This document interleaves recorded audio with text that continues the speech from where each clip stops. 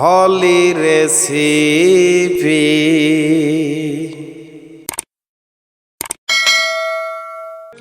আসসালামু আলাইকুম। হলি recipe channel থেকে আপনাদের সবাইকে স্বাগতম জানাচ্ছি।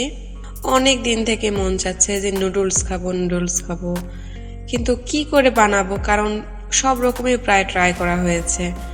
তখন মাথায় আসলো বাসায় তো চিংড়ি মাছ আছে, তাহলে চিংড়ি মাছ দিয়ে একটা রেসিপি তৈরি করা যাক। তাহলে চলুন কি কি লাগছে দেখে নিই। প্রথমেই লাগছে পেঁয়াজ কুচানো 1 কাপ, চিংড়ি মাছ নিয়েছি 1/2 কাপ, 3টা নিয়েছি ডিম, লাগবে কাঁচা মরিচ মাঝখান থেকে চিড়ে দিয়েছি, নিয়েছি নুডলসের মশলা।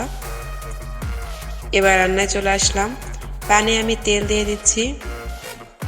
তেলটা যখন গরম হয়ে আসবে দিয়ে দিচ্ছি পেঁয়াজ কুচানো, কাঁচা মরিচ দিয়ে দিচ্ছি। এবার সবগুলো একসঙ্গে ভেজে নেব। আমার যতটুকু ধারণা, এমন কোনো মানুষই নেই যে নুডলস পছন্দ করে না, কারণ আমরা প্রত্যেকে ছোট বড় সবাই নুডলস খুবই পছন্দ করি। এখন যেভাবেই রান্না করে দেওয়া হোক সেটাই আমাদের ভালো লাগে, কিন্তু সেই নুডলস যদি বিভিন্ন আইটেমে একটু ভালোভাবে যদি রান্না করে দেওয়া হয় তাহলে তো আরও টেস্ট মজা লাগবে, তাই না? সেই জন্য আজকে আমার এই রেসিপিটা একটু ভিন্ন ধর্মী, ভিন্ন স্বাদ নিয়ে আসার জন্য। পেঁয়াজটা এক পাশে ভেজে সাইড করে রেখে আমি চিংড়ি মাছটাও ভেজে নিচ্ছি। এখন ক্যামেরা একটু ঘোলা দেখাচ্ছে, কি জানি ক্যামেরা কি হলো, এখন একটু ঘোলা দেখাচ্ছে। এই তো একটু ভেজে নেওয়া হয়ে এলে আমি দিয়ে দিচ্ছি 1 চিমটির মতো হলুদ গুঁড়ো, দিয়ে আমি আবারও নেড়ে নিচ্ছি। হলুদ গুঁড়ো না দিলে কালারটাই আসে না, তাই না? চিংড়ি মাছ যখন ভাজা হয়ে আসবে তখন আমি সবগুলো পেঁয়াজের সঙ্গে চিংড়ি মাছ মিক্স করে নিচ্ছি, নিয়ে আবার একটু নেড়ে ভেজে নিচ্ছি। ভেজে না হলে আবারও এক পাশে আমি রেখে সাইড করে নিচ্ছি জায়গাটা।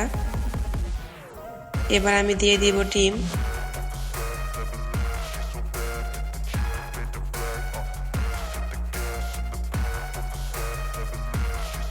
আমি এখানে 3টা ডিম নিয়েছি, আপনাদের পছন্দ মতো আপনারা নেবেন। অল্প করতে চাইলে অল্প ডিম দিয়েও করতে পারবেন। এবার ডিমটাকেও আমি ভেঙে নিচ্ছি। সবগুলো একসঙ্গে মিশিয়ে নিচ্ছি আমি। তেলের সঙ্গে খুব ভালোভাবে ভেজে নেব আর ডিমটাকে খুব ভালোভাবে আমি ভেঙে নেব। মিশানো হয়ে এলে আমি সেদ্ধ করা নুডলস দিয়ে দিচ্ছি। এটা আমি লবণ একটু তেল দিয়ে সেদ্ধ করে নিয়েছি। সেদ্ধ করা আমি আর দেখালাম না, এটা খুবই সহজ, আপনারা সবাই জানেন। এবার সবগুলো একসঙ্গে আমি মিশিয়ে নিচ্ছি।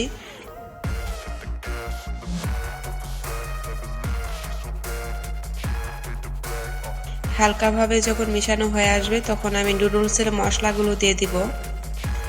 আমরা যেভাবে নুডলস রান্না করি না কেন, এই নুডলসের মশলা যদি না দেওয়া হয় তাহলে কিন্তু টেস্টটা একটা অসমাপ্ত হয়েই থাকে। সেই জন্য অবশ্যই যেটাই উপকরণ দিবেন না কেন নুডলসের মশলা যেন বাদ দিবেন না, এটা দিবেনই। এটা একটা টেস্টটাই আলাদা আসে। সবগুলো মশলা আমি দিয়ে দিয়েছিলাম, দেখতে পাচ্ছেন কালারটাও চেঞ্জ হয়ে এসেছে আর আমার রান্নাটা প্রায় রেডি। ঠিক যখন এরকম হয়ে আসবে আমি তখন নামায় নেব। আমি আবার সেদ্ধ 2টা ডিম দিয়ে পরিবেশন করেছি। দেখতেই পাচ্ছেন কতটা ইয়াম্মি হয়েছে। এটা খেতেও কিন্তু অনেক মজার হয়েছে। একবার হলেও বাসায় তৈরি করবেন। তাহলে এখানে বিদায় নিচ্ছি। খোদা হাফেজ।